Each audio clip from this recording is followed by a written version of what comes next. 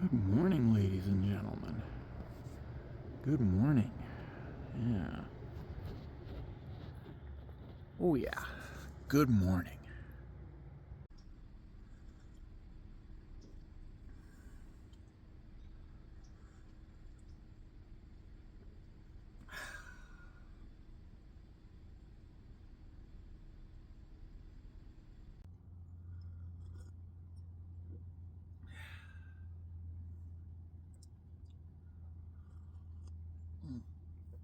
Oh, wow.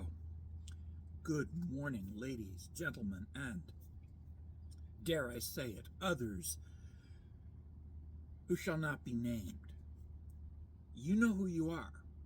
You do know exactly who you are.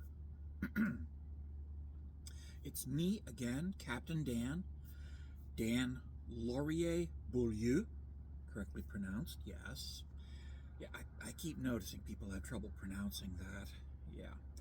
In any case, yeah. Oh, wow. It looks like we're having a gorgeous day today, so I'm gung-ho and enthusiastic. I'm going to talk briefly about how I got to atheism.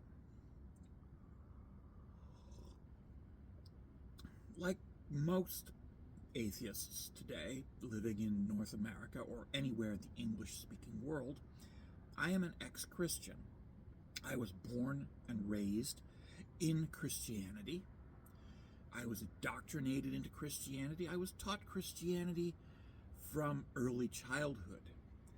And I was not aware of there being any alternative to being a devout, believing Christian.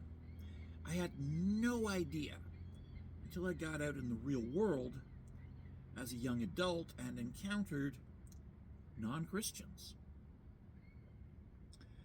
Yeah, I know, shocking. They exist. Holy crap, who'd have thunk it?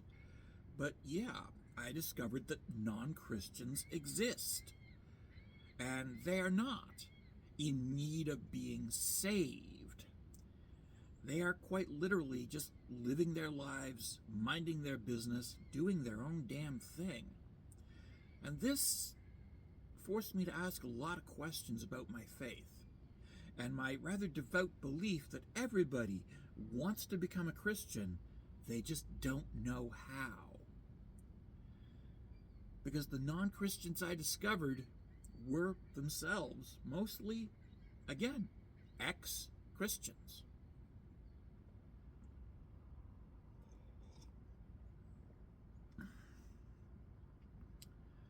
Yeah. Funny how that works. So anyways, there I am, trying to make sense of my faith as a Christian in light of the discovery that there are people who just don't buy it. They don't believe it. They know about it, but they don't believe it. And why don't they believe it? And these are not evil people. These are not cackling villains hiding their faces behind a cape.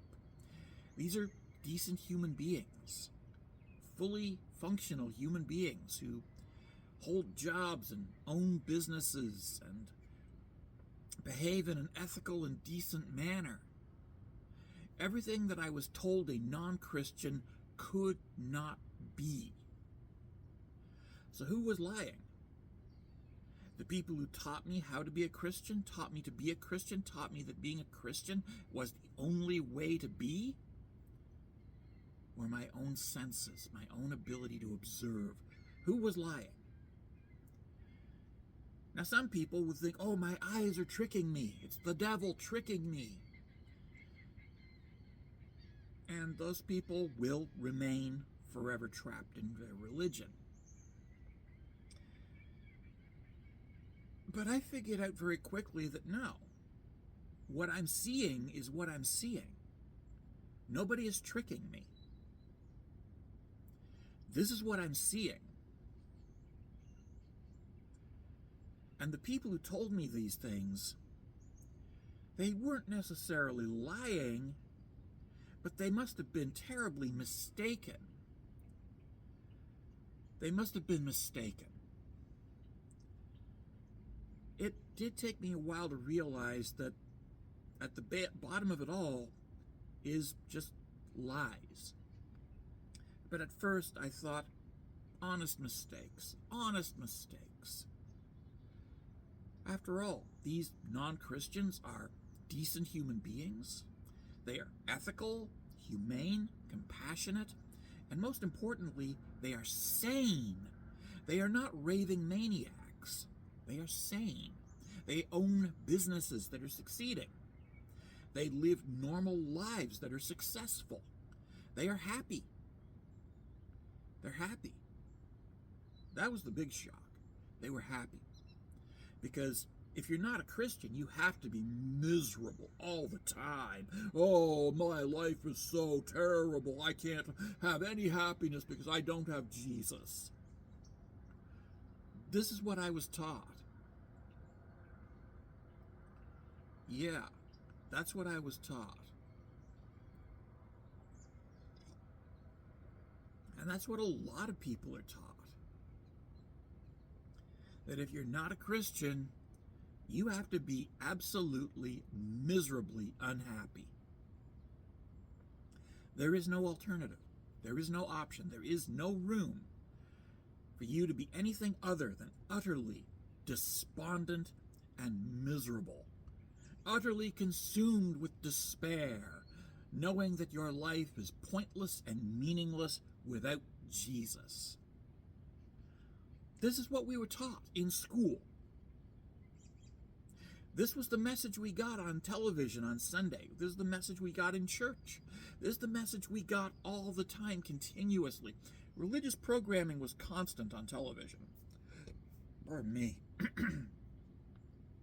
And one of the recurring themes in movies and TV shows is how much happier we are as Christians than those non-Christians.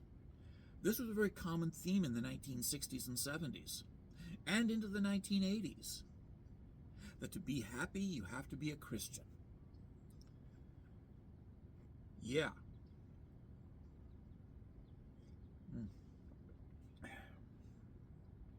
So all these other people out there who are perfectly happy, but are not Christians, that got me thinking. What else are we wrong about? And so I started examining Christianity, studying it, learning about it. And I did discover that, the Christianity that we have today is a recent invention. In fact, the Christianity of today is actually created in the 1970s and 80s as a reaction to the more progressive Christianity of the 50s, 60s, and early 70s. An angry, hate-filled reaction to the progressive church of the first 3/4 of the 20th century becoming ever increasingly a good thing. And yes, even the church of the 1950s through to the early 70s was unrecognizable to somebody from 100 years before. The church, the establishment, Christianity constantly changes. And I learned this, that it's not an unbroken continuum. It's a series of changes, massive changes, taking place over the space of a generation.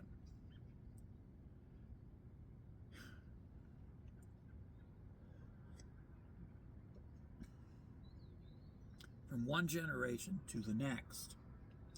Because, yes, even Christianity is an ever-evolving religion, always changing.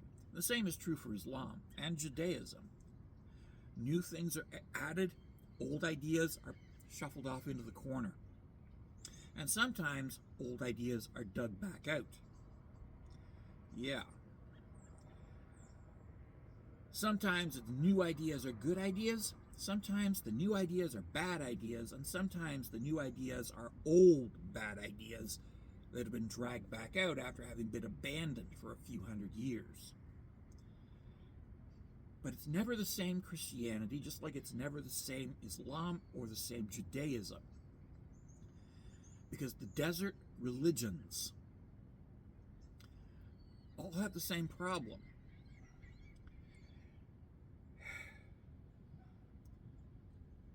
They all rest on the same nonsense.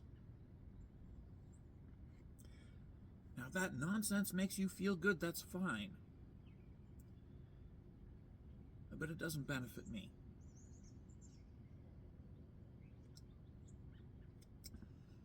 Yeah. So anyways, as I grew in my 20s, I became increasingly aware that what I had been taught was bullshit. And then by my early 30s, I finally realized that it's all bullshit. And this was a personal realization based upon examining the evidence, asking the key questions, and figuring it out for myself. And that is how I arrived at atheism. There wasn't some shadowy figure in the corner whispering in my ear, "Be an atheist, be an atheist." There was nothing like that. It was just me figuring it out for myself. And yeah, you can figure it out for yourself too, if you're willing to examine your faith honestly and fearlessly. Funny how that works.